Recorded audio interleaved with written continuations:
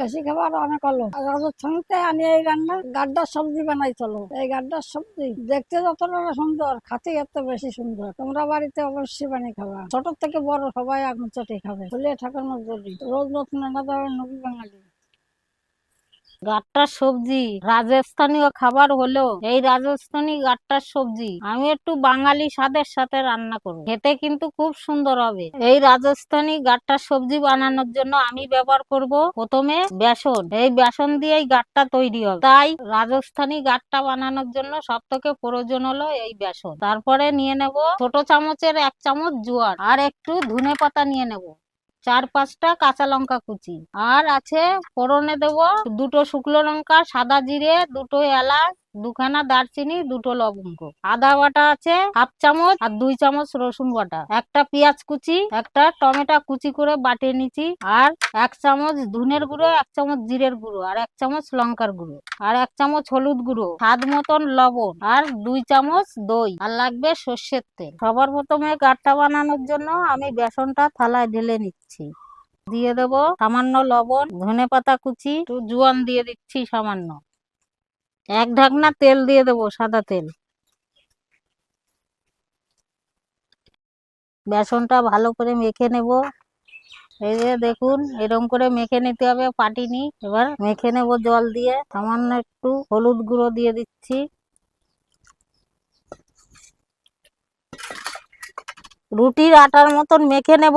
সুন্দর করে মাখা হয়ে গেছে, এই দেখুন কত সুন্দর হয়ে গেছে, হাতে লাগছে না একটুও। এবার লম্বা লম্বা পাকিয়ে নেব, এই যে লেচি করছি।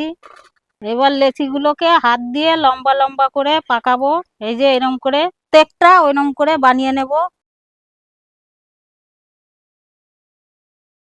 এই যে সব কটা গাঁটটা বানিয়ে নিয়েছি। রাজস্থানী গাঁটটা তেলে ভাজলেও হবে না, বাফালেও হবে না, এটা আমাকে ফুটন্ত গরম জলে দিতে হবে। গাঁটটা গুলো ফুটন্ত জলে না দিলে পুরো ভেঙে যাবে, আপনাদের সবজি আর তৈরি হবে না। এই যে জল ফুটিয়ে নিয়েছি, এইবার দিয়ে দিচ্ছি প্রত্যেকটা। 15 মিনিট কমসে কম এটা ফুটবে, 15 মিনিট পরে নামিয়ে দেব। হয়ে গেছে সিদ্ধ গাঁটটা, এইবার নামিয়ে দিচ্ছি। নিজের মন মতন কেটে নেবেন গাঁটটা গুলো। আমার কাটা হয়ে গেছে, এবার তেলে ভেজে নেব। সর্ষের তেল দিয়ে দিচ্ছি কড়াইতে, তেলটা ভালো করে গরম হলেই গাঁটটা গুলো দিয়ে দেব। এবার দিয়ে দিচ্ছি গাঁটটা গুলো, ভেজে নেব তেলে।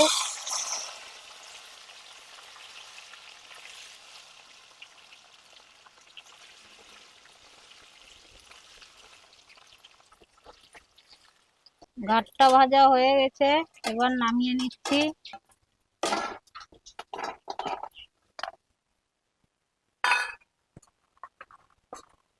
তেলে ফোড়ন দিয়ে দিচ্ছি শুকনো লঙ্কা 2টো, দারচিনি, লবঙ্গ, এলাচ, সাদা জিরে দিয়ে দিচ্ছি, পেঁয়াজ কুচি দিয়ে দিচ্ছি, গোটা একটা পেঁয়াজ ভালো করে লাল লাল করে ভেজে নেব। 1/2 চামচ আদা বাটা, 2 চামচ রসুন বাটা দিয়ে দিচ্ছি, লঙ্কার গুঁড়ো 1/2 চামচ, জিরের গুঁড়ো 1/2 চামচ, ধনের গুঁড়ো দিয়ে দিচ্ছি, টমেটো পেস্ট করে রাখছি দিয়ে দিচ্ছি, হলুদ দিয়ে দিচ্ছি পরিমাণ মতন, স্বাদ মতন লবণ দিয়ে দিলাম। মশলাটা ভালো করে কষিয়ে নেব। মশলাটা কষা হয়ে গেলে দইটা দিয়ে জল দিয়ে দেবো। মশলা কষানো হয়ে গেছে, এবার দইটা দিয়ে নাড়িয়ে চাড়িয়ে জল দিয়ে দেবো। জল দিয়ে দিচ্ছি, জলটা ফুটলেই দিয়ে দেবো গাঁটটা। গাঁটটার ঝোল ফুটে গেছে, এবার দিয়ে দিচ্ছি গাঁটটা গুলো। 10 মিনিটের জন্য ঢাকনা দিয়ে দিচ্ছি। আমি ঢাকনা খুলে 2-3 বার দেখে নেবো মাঝখানে। গাঁটটার সবজি হয়ে গেছে, নামিয়ে দেবো। ঝোলটা দেখুন একদম এরকম রাখতে হবে, পাতলাও না গাঢ়ও না, যে এরকম। সামান্য একটু কাঁচা লঙ্কা কুচি দিয়ে দিচ্ছি, ধনে পাতা কুচি দিয়ে নামিয়ে দিচ্ছি।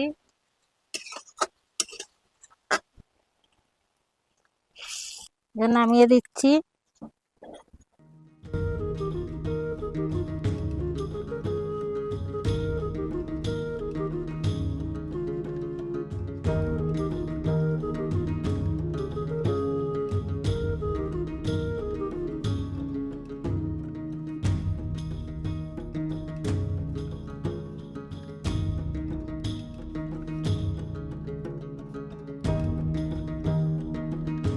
গাড্ডার সবজি প্রথমবার বানালাম, খেতে এত সুন্দর হবে তো ভাবিনি।